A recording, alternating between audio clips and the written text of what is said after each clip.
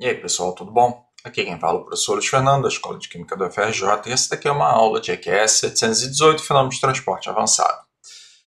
Dentro do contexto do módulo que eu tenho, né, do playlist que eu tenho de Fenômenos de Transporte A a Z. Então, essa aula aqui ela serve como suporte à disciplina que eu estou ministrando na pós-graduação do programa de pós da Escola de Química, em Engenharia de Processos Químicos e Bioquímicos.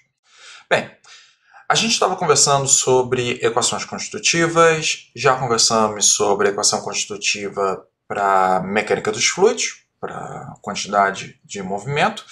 A gente já falou sobre a equação constitutiva para o transporte difusivo de calor, a condução de calor, baseada na lei de Fourier. E agora a gente precisa conversar sobre o transporte de massa difusivo, considerando a difusão de espécies químicas. Bem, para isso, a gente vai trabalhar primeiramente com a ideia, o conceito do que motiva o transporte molecular de espécies químicas.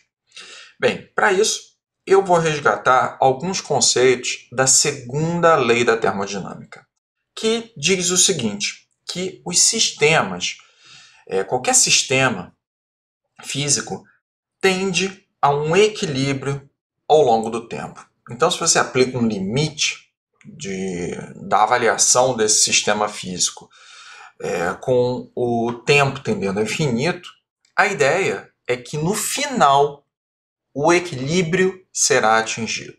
Tá? E como é a avaliação dessa força motriz para uma avaliação, né, da termodinâmica química? Bem, para isso a gente utiliza o chamado potencial químico. E o potencial químico tem uma definição, segundo a termodinâmica. E a definição dele é a avaliação do potencial em um ponto de referência, tá? Por exemplo, se a gente está fazendo a avaliação dessa propriedade termodinâmica usando temperatura e pressão, ele é avaliado como o potencial químico em uma determinada temperatura e pressão de referência, mais um termo de correção, que é analisado como a constante, deixa eu ampliar, né? A constante dos gases multiplicado pela temperatura e o log neperiano do coeficiente de atividade multiplicado pela fração molar da espécie química analisada. Então, essa daqui é uma formulação genérica, tá? Mas que no fundo, traz conceitos que são aplicados sim à termodinâmica química. Quer ver? A termodinâmica química faz uso de uma avaliação da idealidade mais uma correção, representando então os efeitos de não idealidade de um sistema. E olha só como isso daqui faz muito sentido. E aqui tem um igual a mais. Eu tenho o ponto de referência mais o efeito da idealidade, uma vez que eu expandi esse log neperiano em dois termos, mais o efeito de correção de não idealidade. Então repare que isso daqui leva em conta as propriedades em excesso. E isso daí é um termo comum, é um tópico comum em termodinâmica química, nos livros clássicos de termodinâmica. E é a partir desse ponto que a gente vai analisar os efeitos de força motriz para transporte de espécie química. Considerando essa dependência funcional que eu apresentei aqui para vocês, no fundo, a gente precisa isolar quais são as variáveis que podem afetar o transporte de massa, o potencial químico no final das contas. Então eu vou olhar todas as variáveis que estão listadas aqui. Tá? Vamos colocar então aqui, olha. O potencial químico, ele vai ser uma função do quê? Bem, da fração molar, aplicada aqui, dos efeitos de não idealidade, caracterizados aqui pelo coeficiente de atividade. Note quando eu falo aqui de efeitos de não idealidade, tudo aplicado a efeitos de não idealidade de solução química, tá? Que é o contexto mesmo do coeficiente de atividade. Além disso, eu tenho também temperatura e eu tenho pressão. Note que eu posso modificar um pouco a forma de escrever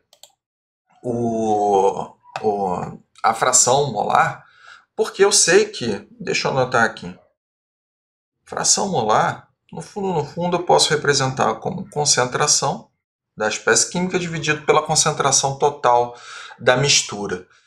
E no fundo, é uma maneira diferente de analisar essa dependência funcional aqui para representar esse potencial químico. Eu posso escrever, então, a fração molar usando a concentração molar, no caso. Note que eu poderia fazer também, existe interconversão entre base mássica e base molar, então também poderia fazer essa análise aqui usando uma concentração mássica, não tem problema algum. Mas no fundo, as deduções, as análises físicas do problema podem utilizar ou fração molar, ou coeficiente de atividade, ou temperatura, ou pressão, ou concentração, né? E ainda tem a seguinte característica. Caso apertei errado aqui. Caso a gente esteja trabalhando com uma solução ideal, em solução ideal, essa dependência funcional, eu sei que γA é igual a 1, e a dependência funcional vai simplificar mais ainda, porque o coeficiente de atividade ele vai ser função apenas da concentração, da temperatura e da pressão. Tá? Bem, o que isso daqui significa, né? No fundo, o que eu quero puxar daqui é que a condição de equilíbrio, portanto, vai ser atingida, pelo menos para as espécies químicas, né, transporte de espécie química, ela é atingida quando existe quando um diferencial de potencial químico, e no caso eu quero um diferencial no espaço, é igual a zero. Então, quando não existe diferença de potencial química no espaço, não tem nenhum motivo, nenhuma motivação para que a espécie química difunda, ela se mova. Tá? E o que eu quero é justamente avaliar o processo de transporte de espécie química por difusão. E nesse contexto, a gente precisa propor um determinado experimento que propicie, né, que avalie a condição de não equilíbrio, que é justamente quando essa diferença de potencial químico é diferente de zero. E para isso, a gente vai propor um experimento que promova justamente um gradiente de uma das variáveis analisadas, deixa eu voltar um pouquinho, na dependência funcional do potencial químico. Algo que faça diferença nesse potencial.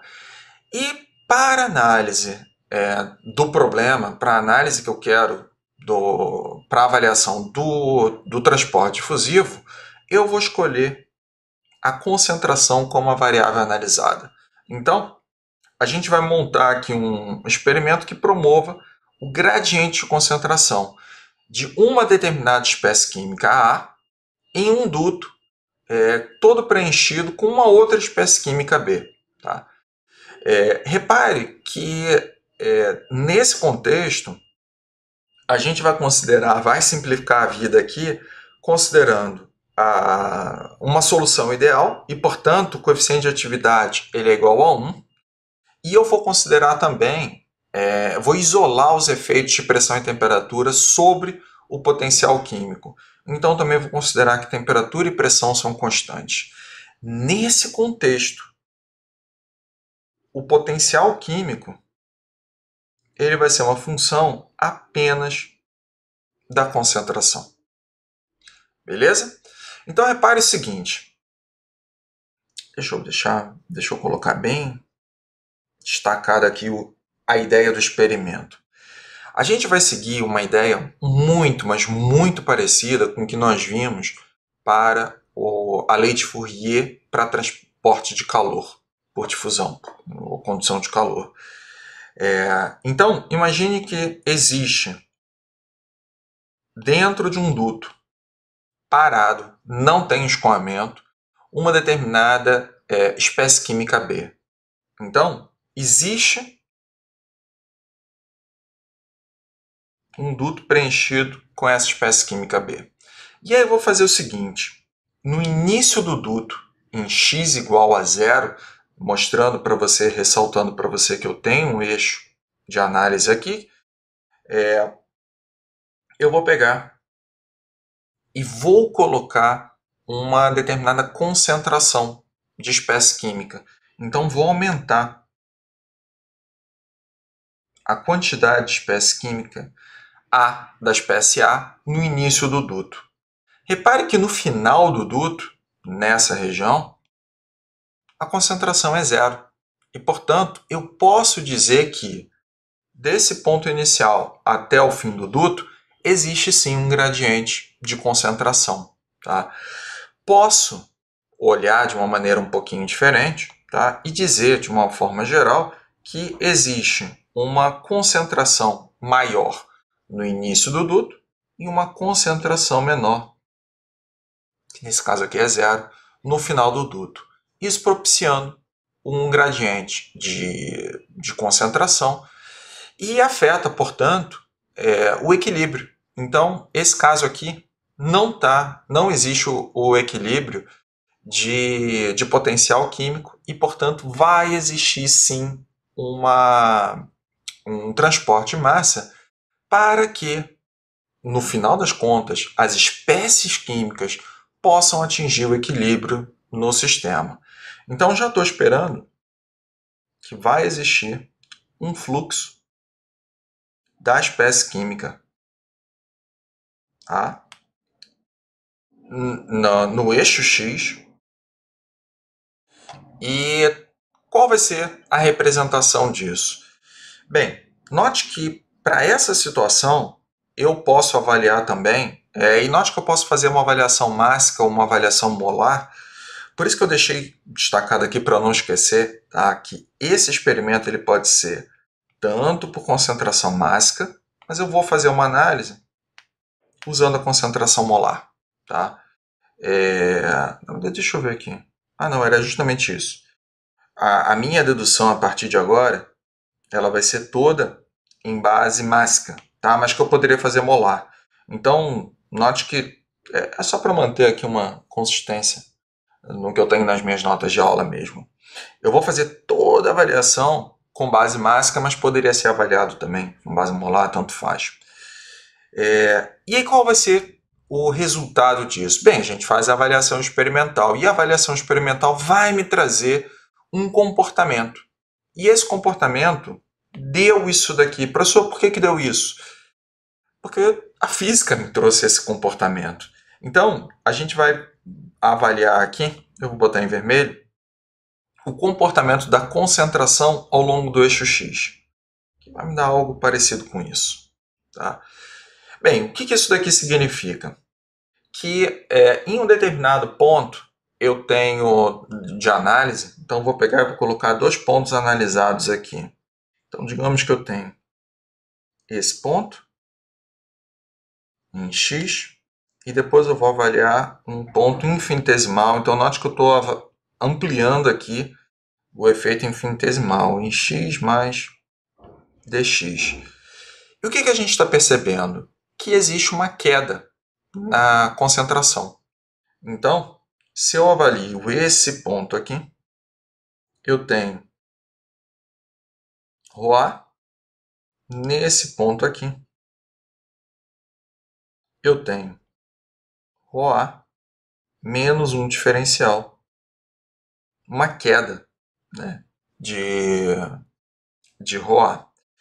Então, como é que a gente pode estruturar isso daqui? Bem, o fluxo em x Aqui eu estou fazendo o máximo, então deixa eu botar aqui um Mzinho para representar que eu estou fazendo o máximo. Assim, eu não sei o comportamento exato desse cara, eu só sei que ele vai depender justamente da variação da minha força motriz, que aqui está representada pela concentração. Então eu sei que ele é proporcional à variação dessa força motriz. Então vai ser o quê? Vai ser CA menos DCA, deixa eu ampliar para deixar isso mais claro, menos CA dividido por x mais dx menos x. Note que nesse contexto aqui, né, nessa equação, CA corta com CA, x corta com menos x, e no final das contas, essa expressão ela me dá a variação, ela vai me dar uma variação de menos d. Anotei errado, era para se enrolar.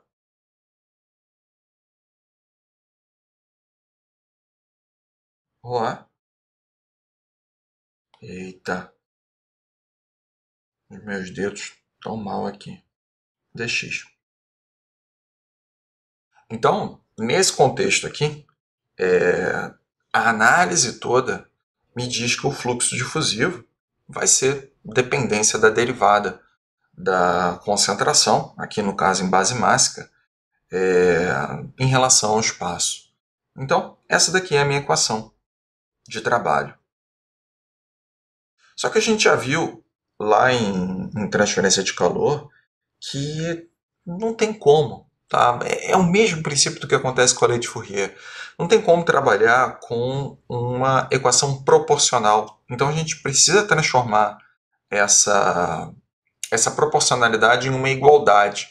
E para isso introduziu-se um coeficiente de proporcionalidade. E a equação que antes era proporcional, ela passou a ser tratada como uma igualdade, chamando essa relação aqui de lei de Fick. Tá? Eu discordo tanto que isso pode ser tratado como uma lei, porque tem casos que ela vai falhar, mas a literatura usa isso, né? Então, mantendo aí o que está aplicado na literatura, eu vou chamar aqui de lei de Fick. E surgiu, portanto, esse coeficiente de proporcionalidade aqui, que é o chamado coeficiente de difusão da espécie química A em um meio B. Note que isso é muito importante. Esse coeficiente é muito particular, não apenas à espécie química que está sendo analisada, mas ao meio no qual ela se difunde. E esse é o coeficiente de proporcionalidade que relaciona o fluxo difusivo da espécie A em relação ao gradiente de concentração da espécie A no meio analisado. As unidades são metro quadrado por segundo, isso no sistema internacional. E eu gostaria de botar um paralelo em relação às variáveis que a gente analisou anteriormente, tanto no transporte de quantidade de movimento quanto no transporte de energia. No transporte de quantidade de movimento, nós vimos que existe a viscosidade cinemática, que tem como unidade metro quadrado por segundo. Por sua vez, no transporte de energia, transporte de condução de calor, a gente viu a difusividade térmica, que por sua vez tinha também as unidades como metro quadrado por segundo. Então você vê que naturalmente surgiu uma compatibilidade das unidades nos diferentes transportes de propriedade. Tá? Então, a compatibilidade foi direta, tá? E eu vou querer fazer uso disso no futuro, tá? Mas não agora. Então, repare que a equação ela é restrita, pelo menos o experimento ele é restrito para a situação unidimensional, mas que facilmente, considerando que o coeficiente de difusão é aplicado para todas as direções, pode ser colocado para uma situação tridimensional aonde o coeficiente de, perdão, o gradiente de concentração vai ser aplicado para cada uma das direções, tá? E o coeficiente de difusão em si é o mesmo, é constante. Note que isso pode ser aplicado também para a base molar sem grandes mistérios, tá? É direto, tá? Então eu vou ter um JA, um fluxo, eu vou botar um Nzinho dizendo que esse cara daqui é mássico, molar, de menos DAB, gradiente de concentração. O coeficiente de difusão é o mesmo, independente se você está em base mássica ou base molar. Então, ele não depende disso. Isso daí está todo atrelado ao cálculo do gradiente em si e a representação do fluxo, seja base mássica ou base molar. Beleza, isso era o que eu queria mostrar para vocês nessa aula. Na próxima aula a gente vai expandir a ideia, na verdade é uma outra forma de representar o fluxo difusivo, tá? Considerando aí a termodinâmica de processos irreversíveis. Note que eu não quero efetivamente pegar os conceitos pesados que vêm da termodinâmica de processos irreversíveis, mas eu quero aplicá-los.